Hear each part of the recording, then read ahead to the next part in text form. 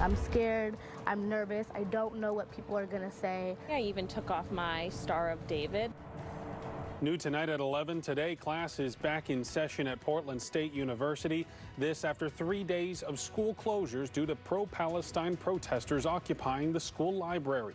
Jewish students sharing how they've been impacted by the protests. Good evening and thank you so much for staying up with us for this Friday night for K2 News at 11. I'm Barry Mangold. PSU President Ann Cudd says the library is unusable and remains closed tonight. Police have cleared out all the protesters and have made over 30 arrests in connection to the occupation. Tonight, Jewish students are sharing their concerns about the aftermath. K2's Tanvi Varma is live for us at PSU and spoke to Jewish students on campus. And Tanvi, what are some of their concerns now? You know, Barry, the Jewish students I spoke with say they agree that people in Gaza shouldn't be dying the way that they are. It was the way that that message was communicated by protesters is what they took offense to. After 3 days of school closure at Portland State University, the protesters have been cleared and the occupation of the library is over. The university is looking to return to normal, but the impact it's had on Jewish students is ever present. I do not feel safe around my peers because the campus has created an environment where I do not know who I can trust. Amaya is not alone. Previously, we've also spoken to other Jewish students who are scared to talk to us on camera. Why are you deciding to speak out on television? I don't agree anymore with being silent because it's affecting also my friends too here. If I don't speak out, nobody is going to. From the river to the sea, Palestine will be free.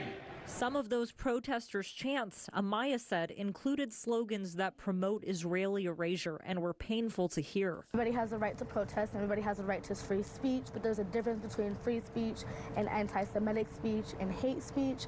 I feel like there was no guidelines around conversations and the right words to use when protesting. For Hannah, she says what deepens that pain is the lack of empathy for those in Israel impacted by Hamas's attack on October 7th, when more than 1,200 Israelis were killed and more than 250 taken hostage. There's still people who lost loved ones, so for people to say, which I've heard before, that life has quote-unquote returned to normal in Israel, that's not true for those families and friends that lost a loved one. Both Amaya and Hannah say they feel for those who have died in Gaza. Still, they feel that the messaging of the protest promoted Israeli erasure. We spoke to a Palestinian student at Portland Community College who came to PSU to see the damage of the library. There's a whole genocide going on across the world, and I feel like over here we need to speak up and let people know what's going on. But there's limits to everything. You know, we can speak our mind all we want, but we can't hurt property, we can't hurt people. And we reached out to the university with the concerns of the Jewish students.